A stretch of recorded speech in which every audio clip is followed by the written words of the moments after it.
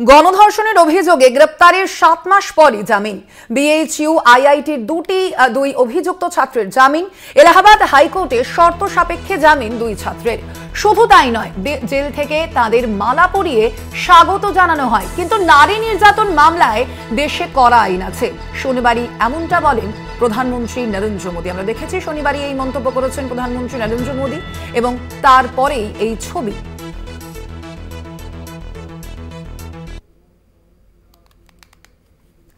এ বিষয়ে আমরা কথা বলেছিলাম তৃণমূল নেতা কৃষাণু মিত্র এবং প্রদেশ কংগ্রেস মুখপাত্র সৌম্য রায়ের সঙ্গে। তাঁদের কি প্রতিক্রিয়া শুনুন।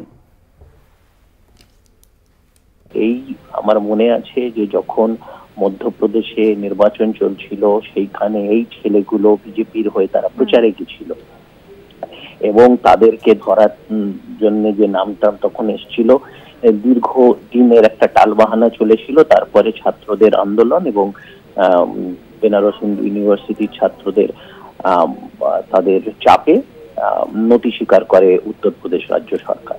তারপরেও এই ক্ষেত্রে কিভাবে কেস সাজিয়েছে তারা, যে ক মাসে তারা বেরিয়ে গেল, অত্যন্ত দুর্ভাগ্যপূর্ণ। এবং যে বিজেপি এবং কেন্দ্রের শাসক দলের যে এইসব নারী নিরাপত্তার যে ঠুনকো আওয়াজ, এটা থেকে আরেকবার প্রকাশিত হয়, অত্যন্ত অত্যন্ত দুর্ভাগ্যজনক। ভারতীয় জনতা পার্টির যে চেহারা, মহিলাদের সম্বন্ধে ভারতীয় জনতা পার্টির যে মানসিকতা, সেটাই তো খুব পরিষ্কার।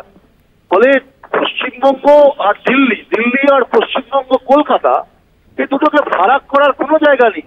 এরা মনে করে এইভাবেই চলে সরকার। মহিলাদের প্রতি কালকে প্রধানমন্ত্রী যে কথা বলেছেন আর আজকে যে দেখা যাচ্ছে তাদেরকে মালা পরিয়ে নিয়ে যাচ্ছেন, যেটা বিলকিস বানুর ক্ষেত্রেও আমরা দেখেছিলাম, এই লজ্জা রাখবো কোথায়? মধ্যযুগীয় বর্বরতাকেও হার মানায় আমাদের একটা ভারতবর্ষের মান সম্মান সব ভুলণ্ডিত হয়ে। আপনাদের জানিয়ে রাখি, গণধর্ষণের অভিযোগে গ্রেপ্তারের 7 মাস পরে জামিন এবং বিএইচইউ আইআইটির দুই অভিযুক্ত ছাত্রের জামিন। এলাহাবাদ হাইকোর্টের শর্ত সাপেক্ষে এই জামিন দুই ছাত্রের। শুধু তাই নয়, জেল থেকে তাদের মালা পরিয়ে স্বাগত জানানো হয়। কিন্তু নারী নির্যাতন মামলায় দেশে কড়া আইন রয়েছে, এমনটাই শনিবারই জানিয়েছিলেন প্রধানমন্ত্রী নরেন্দ্র মোদী। আমাদের জানিয়ে রাখি, ধর্ষণে অভিযুক্ত এই দুই ছাত্রের জামিন হওয়ার পরই বিজেপিকে আক্রমণ করেছে রাজ্যের শাসক দল তথা বিরোধীরা। আমরা কথা বলবো, বিজেপি নেতা রাহুল সিনহা রয়েছেন ফোন লাইনে। রাহুল বাবু, আপনাকে স্বাগত জানাই কলকাতা টিভিতে। রাহুল বাবু, এবার যে ঘটনা, অর্থাৎ আমরা দেখতে পাচ্ছি যে গণধর্ষণের অভিযোগে গ্রেপ্তারের 7 মাস পরে জামিন পেল অভিযুক্ত দুই ছাত্র এবং এ প্রসঙ্গেই কিন্তু এবার বিরোধীরা কটাক্ষ করছে বিজেপি সরকারকে, যে শনিবারই প্রধানমন্ত্রী নরেন্দ্র মোদী বলেছেন যে এ বিষয়ে কড়া আইন রয়েছে দেশে, তাহলে এবার কেন এই দুই ছাত্র জামিন পেলেন সে বিষয়ে প্রশ্ন করছে তারা। কি বলবেন আপনি?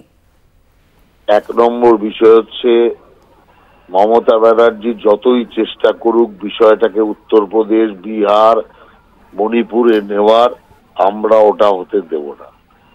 ওই সব বিতর্কের মধ্যে আমরা পড়ব না। আমরা এখানকার আরজিকরের বিষয়ের বিচার চাই, উত্তরপ্রদেশ নিয়ে আমরা চিন্তা করি না। আগে আরজিকর ঠিক হবে, বাংলা ঠিক হবে, তখন উত্তরপ্রদেশ থেকে ভাববো।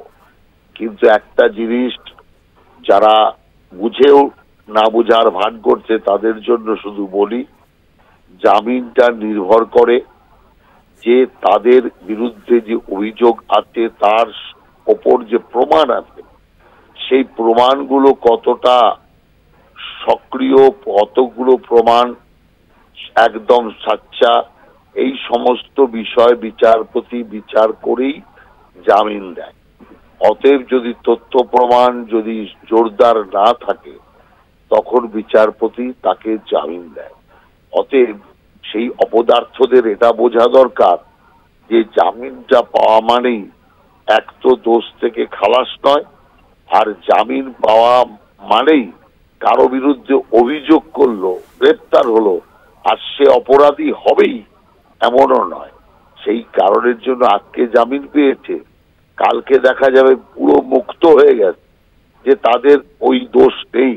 যে কোনো কেসে তাদের ওই কোনো অপরাধীর এই ভুল করে তাদেরকে গ্রেফতার করা হয়েছে। অতএব এই বিষয়গুলো হয়ে থাকে। অতএব হাজার চেষ্টা করেও এদিক ওদিক পশ্চিমবাংলার বিষয় ঘোরাবার চেষ্টা করলেও আমরা ঘুরতে দেব না। ধন্যবাদ আপনাকে আপনার মতামতের জন্য। আপনারা শুনলেন বিজেপি নেতা রাহুল সিনহার কি প্রতিক্রিয়া বিষয়ে। আর ঠিক এই ঘটনা প্রসঙ্গে যেমনটা জানাচ্ছিলাম আপনাদের যে শনিবারই প্রধানমন্ত্রীর কি বক্তব্য ছিল শুনবো।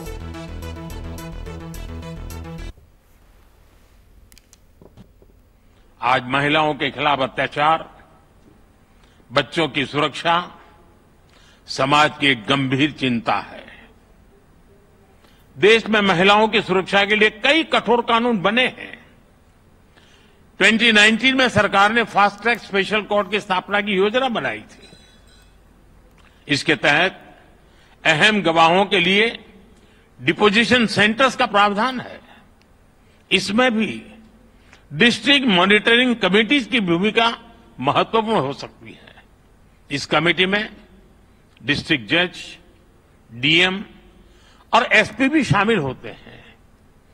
क्रिमिनल जस्टिस सिस्टम के विभिन्न पहलुओं के बीच समन्वय बनाने में उनकी भूमिका अहम होती है। हमें इन कमेटियों को और अधिक सक्रिय करने की जरूरत है। महिला अत्याचार से जुड़े मामलों में जितनी तेजी से फैसले आएंगे, आधी आबादी को सुरक्षा का उतना ही बड़ा भरोसा मिलेगा।